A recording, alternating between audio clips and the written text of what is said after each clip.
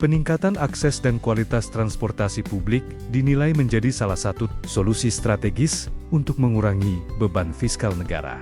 Khususnya dari sisi subsidi BBM yang selama ini banyak dinikmati pemilik kendaraan pribadi. Akademisi sekaligus Dewan Penasihat MTI Pusat, Joko Setiowarno, menilai percepatan pembangunan transportasi umum di daerah dapat mendorong efisiensi anggaran, memperluas akses mobilitas masyarakat, serta mendukung target Indonesia menjadi negara maju pada ke-2045.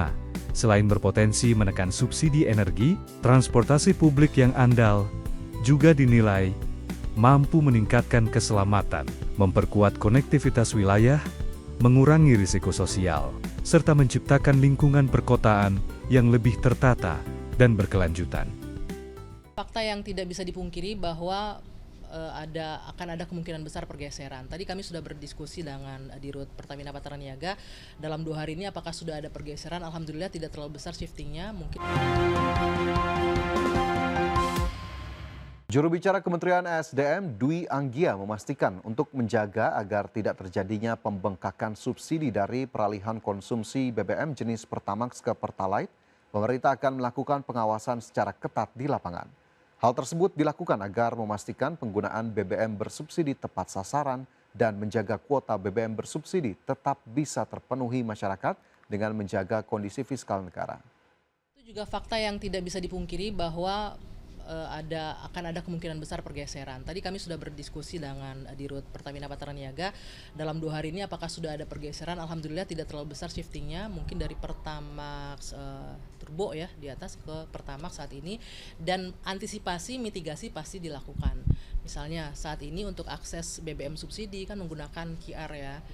Walaupun mungkin banyak juga oknum-oknum yang mengakali ini, namun pemerintah, Menteri SDM sudah meminta untuk Pertamina dan juga pihak terkait untuk meningkatkan pengawasan di bawah. Tapi yang paling penting, nggak semuanya harus diawasi, itu yang paling penting kesadaran dari masyarakat yang tumbuh. Mana yang haknya, mana yang bukan haknya, itu sih yang lebih penting. Agar kita bisa sama-sama survive, karena memang kondisi.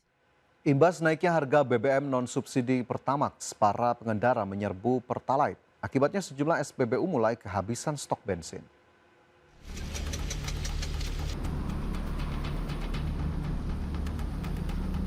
Sejumlah SPBU di Jakarta mulai kehabisan stok BBM. Di Kalimalang, Jatinegara, Jakarta Timur, sebuah SPBU ditutup sementara dan tidak melayani pembelian. Tidak ada aktivitas pengisian BBM, baik untuk kendaraan roda 4 dan roda 2. Para pengendara yang berniat mengisi bensin terpaksa putar balik. Selain mengeluhkan sulitnya mengisi BBM, para pengendara juga mengeluhkan antrian panjang di beberapa SPBU lain. Mau isi bensin bang? Ya. Terus gimana, ada nggak bensinnya atau gimana? Kosong? Ya. Oh, tadi abang niatnya mau isi apa bang? Pertama. Pertama. Ya. Oh, tapi kosong. Oh, ini emang baru kali ini aja atau ada beberapa SPBU yang abang udah datangin terus kosong? Ini baru ini karena beberapa ini agak sering kosong sih. Oh. Tapi di sono tadi antri banget. Kondisi ini terjadi sejak naiknya harga BBM Pertamax yang sebelumnya Rp12.300 menjadi Rp16.250 per liter.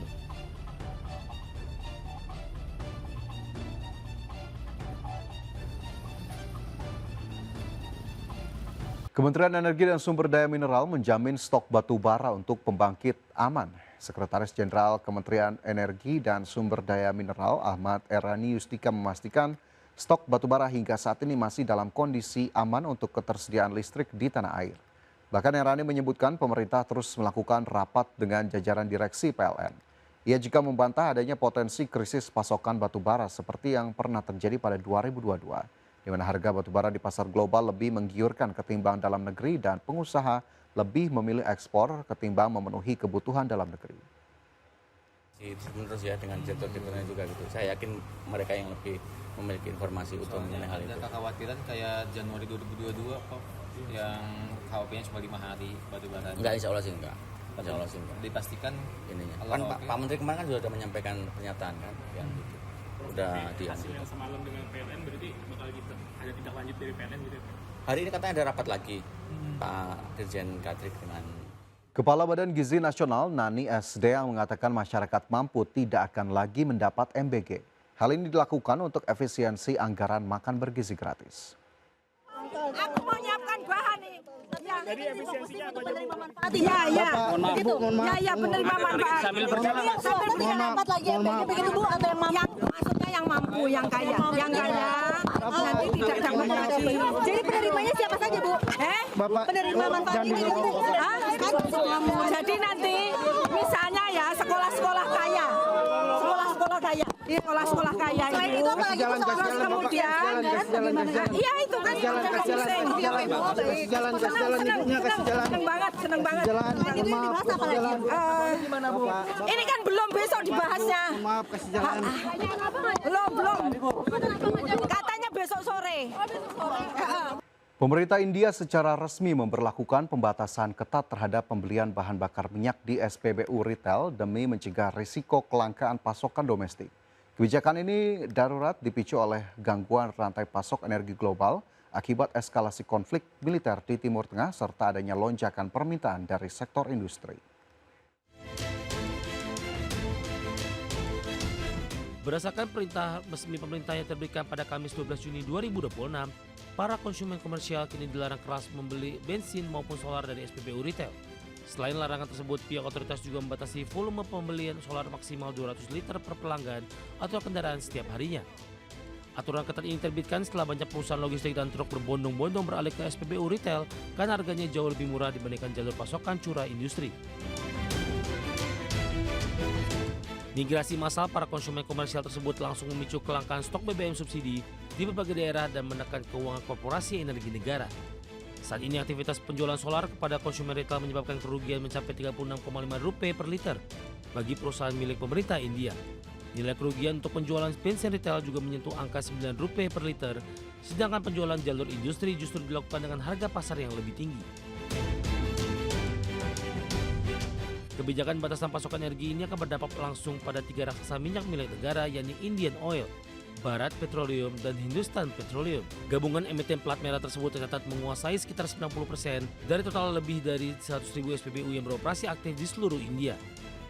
Adapun pihak otoritas menegaskan ketegangan militer antara Amerika Serikat, Israel, dan Iran menjadi alasan utama pemberlakuan regulasi yang dirancang berjalan selama maksimal 90 hari ke depan. Berbagai sumber ada Channel. Selanjutnya pemirsa, pemerintah segera melakukan revitalisasi sekolah di seluruh daerah. Targetkan sebanyak 71.744 sekolah akan direvitalisasi untuk meningkatkan kualitas pendidikan. Menteri Pendidikan Dasar dan Menengah Abdul Mukti menegaskan dalam tahun ini pemerintah akan melakukan program revitalisasi sekolah yang menjadi salah satu prioritas pemerintah untuk meningkatkan kualitas pendidikan sekaligus mendorong perputaran ekonomi di daerah. Dalam program prioritas perbaikan sarana dan prasarana pendidikan di tahun 2026, pemerintah telah menyiapkan anggaran sebesar 14 triliun rupiah untuk dialokasikan merevitalisasi 11.744 satuan pendidikan. Pemerintah sendiri berencana menambah cakupan revitalisasi hingga 60.000 sekolah, sehingga total sekolah yang akan direvitalisasi sepanjang 2026 mencapai 71.744 satuan pendidikan. Selain memperbaiki sarana dan prasarana pendidikan, revitalisasi sekolah juga bisa membuka lapangan pekerjaan dalam jumlah besar karena pola pembangunan akan dilakukan secara swaklola oleh masing-masing sekolah.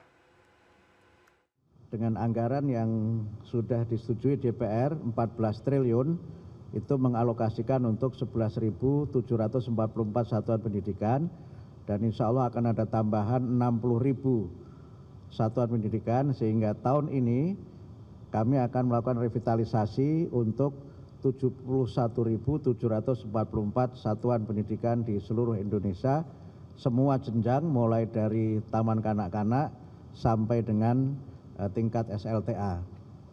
Kami sampaikan juga bahwa program revitalisasi ini tidak hanya berkaitan dengan peningkatan mutu pendidikan, tapi